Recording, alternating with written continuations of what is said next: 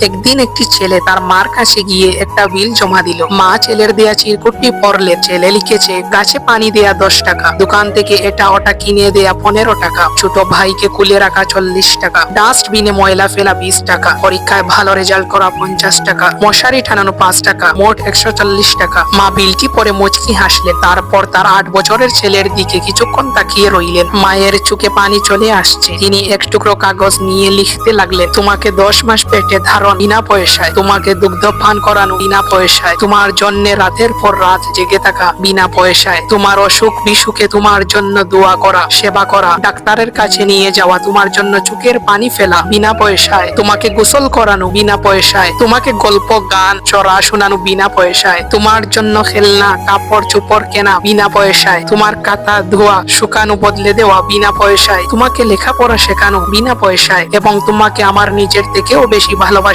সম্পূর্ণ বিনা পয়সায়। অতঃপর সন্তান তার মার হাত থেকে বিলটা নিয়ে নিচে ছোট্ট করে লিখে দিল, এ বিল জীবন দিয়েও পরিশোধ করা সম্ভব নয়।